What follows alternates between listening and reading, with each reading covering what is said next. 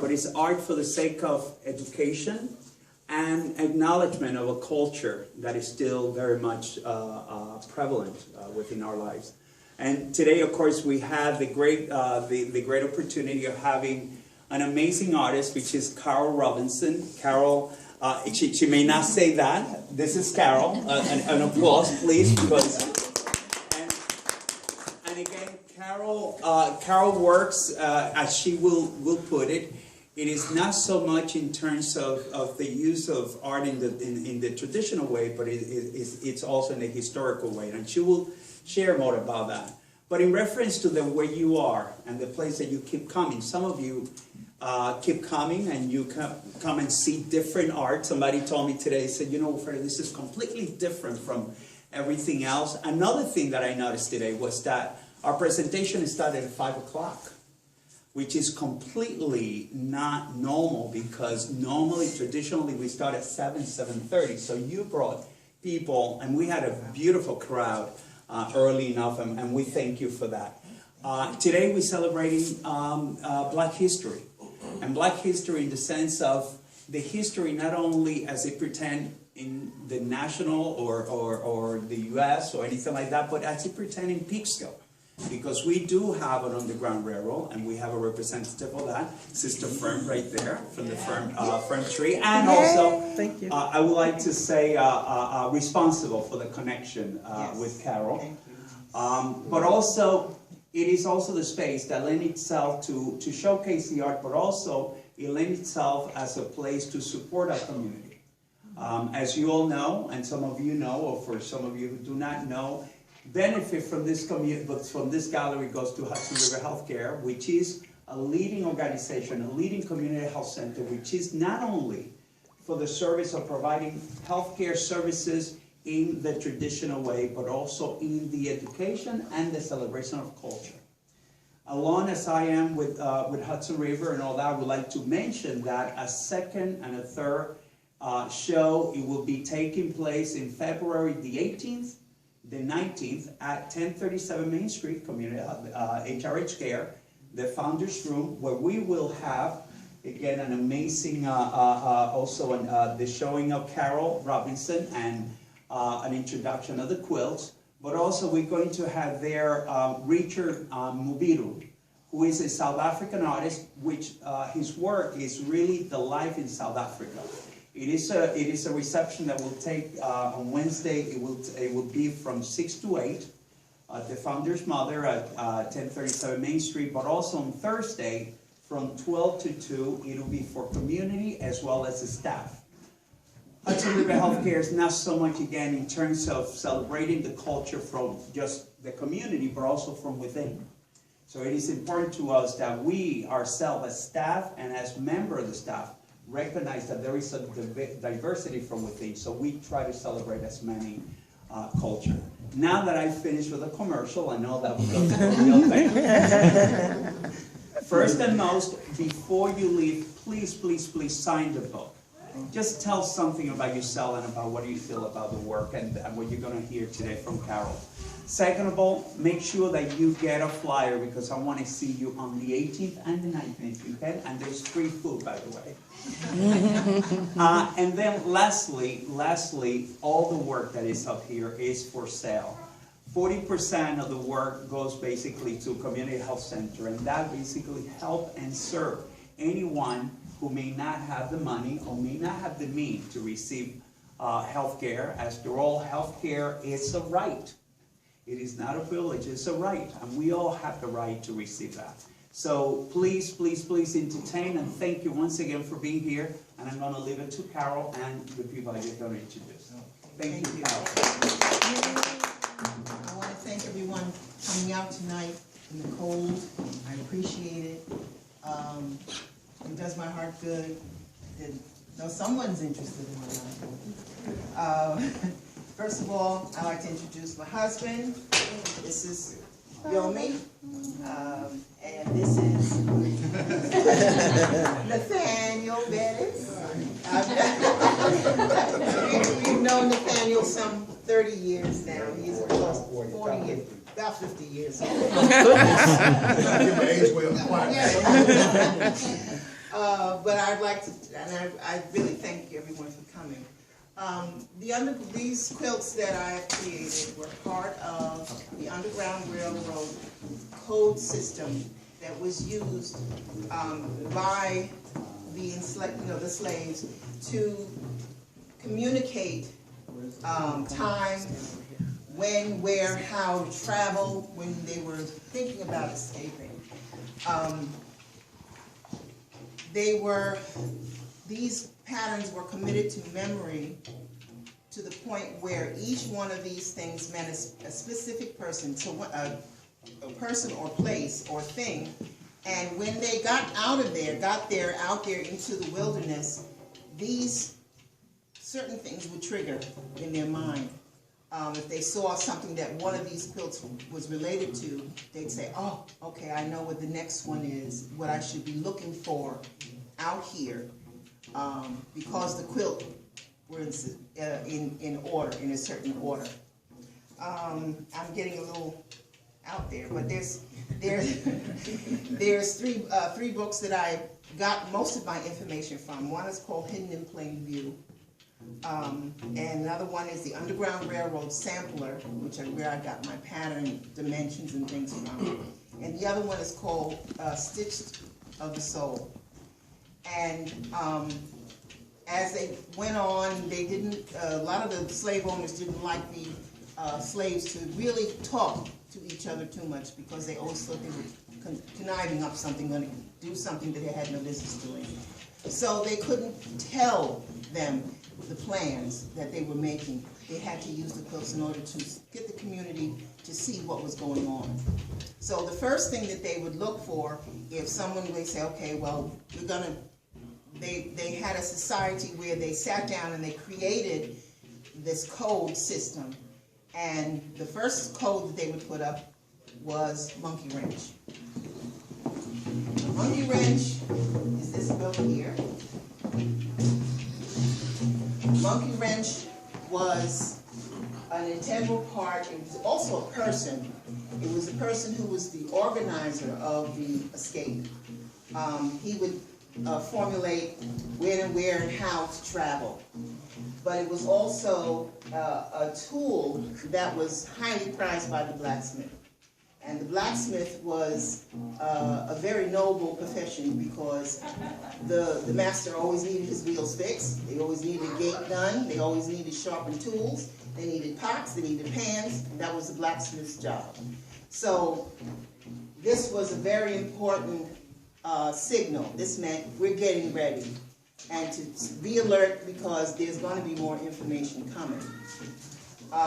Also, I found out through some research that the Frederick Douglass House has this quilt on their bed in Washington, D.C. So he was part of this whole system. He was very important. And it's usually somebody on that level that would organize and get started with this. So once this would hang up, it would hang up for maybe, I don't know, maybe a couple of weeks. Long enough for the community, the entire slave community or plantation, had a chance to see and memorize what this meant. Then they would travel on to the next place. They would take this down and they would hang up the wagon wheel. The wagon wheel is this one here.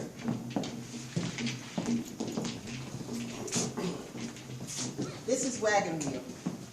And the way that the saying goes, the monkey wrench turns the wagon wheel. And as it would, to tighten, to prepare it for going on a journey. And this was also to let folks know that you needed to pack provisions, like you're going someplace, like you're going on a trip, a serious trip. And you needed to have your tools, which was also a monkey wrench. You get your tools, your saws, your knives, your hammers, your hatchets, and you would pack your bags like you were going on a trip, on a real journey. And this is what this was about. So after that one came down, after monkey wrench came down, wagon wheel went up. And they knew that, okay, this is the time to really get started. Let's start pulling our resources together. Let's start saving our tools. Let's start crafting what we need to craft to take with us, because Once they left out of there, that was it. Whatever you had on your back and whatever you had in your bundle, that's what you had. Okay? So then after the wagon, let me get it straight now. Get it straight. I think follow it sometimes. Yeah. So after they were after Wagon Wheel was taken down, the next one that went up was Bear's Paw. This is Bear's Paw. Okay. And I had fun with this one because I got a little crazy. Bear's Paw was it informed them that during most of the escapes were done in the springtime or the summer. And when bears woke up from their hibernation, the first thing they would go look for would be food and water. So if you got stranded out there and you ran out of your food and you ran out of water, you'd look for bear paw tracks and you would follow them because it would eventually lead you to food, water, fish, because you know bears like fish. So this would be what you would look for. This was the third quilt in this system. And the Bear Paws Trail was through the Appalachian Mountains, so you know there's a lot of bears up in there. So that's why they would look for the bears at that time. Okay, after the Bear Paw comes Crossroads. Once you went through the mountains, you would go to the Crossroads. And the Crossroads was to let folks know you are making a transition. You're leaving one idea for another. You're leaving one life for another. And once you cross and get on this crossroad, you make that choice and you keep going. You don't go back. And this was to let them know that at the crossroads, you were to meet Shoefly. Shoefly was a person that could have either been white or it could have been a free black, but it was a person that would harbor the fugitives, that would harbor and let them guide them to their next destination where they needed to go. And it also said that once the Shoefly, because he was a well-dressed person, because he was free, the next one was Bowtie. And Bowtie said, change your clothes. You're getting ready to go out into the community of free blacks. You need to look the part. So you would put on your Sunday go-to meeting, your best frocks that you had, your satin bow ties and your cotton stuff, and you would go out and be dressed so that you could get through the community without being identified, without being caught. Okay, so after, let me see that. Okay, oh, so you would do that. Now I've skipped somebody. Log cabin. Okay, once you came out of Crossroads, you were to look for the log cabin. Log cabin said what would happen is that they would draw a log cabin pattern in the ground, and this is what you see. This in here, right here, is a log cabin. Right in here is a log cabin piece, and the centers meant a lot too. When the center was red, it just meant hearth and home. The fireplace where you would stay warm, and that was your home, and that was good. You were happy there. But a lot of these had different colors. They had one square that had a different color in it. And this particular one, it's a black square. A black square meant that the house that this was hanging from was a safe house. That you could go there and be safe. You would be harbored. You'd be taken care of. Sometimes the center, this one piece would be yellow. And yellow meant look for a light, look for a signal to travel on to your next destination. Or it was safe to come in. But that was the only difference that you could see in a quilt. If you saw one of these hanging and you saw a black square, you know you were okay to go to that house. You just go right on in, and you would be taken in without a problem. And then after that, that's when Shoefly and Bowtie came in, because that person would take you to Shoefly. Shoefly would come and see because they would draw it in the ground. They would draw a log cabin in the ground and hide in the forest or in the woods. And when Shoefly came along, he would see it. they knew, and then he would draw a log cabin pattern in the ground, and then knew that this was the person that they needed to deal with. So then they would travel and go to Shoe Fly's house, get their good clothes out, put their clothes on, and be ready to mingle with the free blacks. The next part is Irish chain. Some of the slaves had to run away with chains. And this let them know that the house that this was hanging from, or Shoe Fly, was to help them get these chains off, to drop the chains, and to have faith that what they were doing was going to work for them. They had to let go of the old and bring in the new. So this meant that if you ran away with chains and you saw this, you know you could go to that house and get those chains removed so that you could go on to your next destination. And after that, well, I have flying geese. Flying geese is outside. Flying geese meant that if you saw that, you were to, not so much if you saw that, but it was part of the system that they would hang up for memory, that you would memorize. And flying geese was very important because they flew north in the spring. They fly north, and they'd stop every so often for food and water on their journey. And when you saw them, they'd make a lot of noise. You know, geese are noisy. So they would make a lot of noise, and if you were not paying attention and they flew over, you would look up and see, that's where they're going. We need to travel in that direction because that's going north. So that was what fly geese was about. That was the next one. Then after that was Drunkard's Path. Drunkard's Path talked about, it just said to them, don't follow a straight line, zigzag, because you never know who's out there looking for you. If you run away, there's going to be agents that are out there that are going to bring you back. So you have to backtrack, go, just like, you see the Indians backtrack, do cowboys. They backtrack, they go around, they go different ways so that they didn't get caught. And that's what this was about, to remind them that you have to not travel in a straight line. Of course, in those days, the slaves thought anything in a straight line was the work of the devil. So they had to go all different ways in order to protect themselves. Okay, and then the next one after that, once they did that, then they would go to their the city of, it's called the City of Hope, it was Cleveland, Ohio. And once they got to Cleveland, they would look for ships. And the ships were really near Lake Erie, the Great Lakes. And at that time, there were a lot of free blacks that owned their own boats and their own ships and their own ferries. And they would know, look for the ships. When you get to the City of Hope, look for the ships.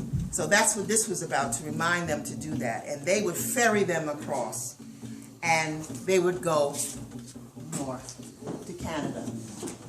And this North Star was the last one in this particular story.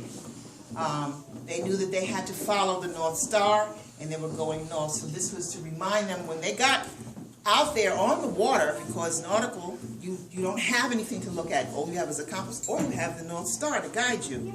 They would follow the North Star into Canada and to freedom. And that's the story. Now, this particular quilt here, my husband reminded me I didn't talk about this one. This was a find that we had found in Virginia. And what it talked about was the knots. The knots were to be, there were distances between stations. And if you saw a knot that had three knots, and this one had 4 knots, and that one had 5 knots, you know you had a certain amount of miles to travel between stations. So we kind of confiscated this one because it had something that we didn't have going for us at the time. So that's what this is about. It's to show you, and usually in between each space is 2.5 inches. So 2.5 inches was a certain amount of space. It was 10 inches, 10 inches, and 5. So that meant 25 inches. That's what you could travel in a cart on a day, in a wagon, or you could walk in a day. You could only walk 25 miles. if you were really walking. So this kind of reminded them that this is how you have to travel. You have to travel a long distance.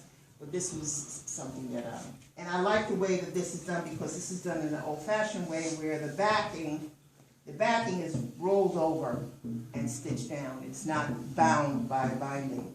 It is all, it's all hand done. They did a nice job. That's what that's about. So I hope you enjoyed the little bit that I was able to tell you about it. And if you have any questions, I'm open. Thank you. Thank you.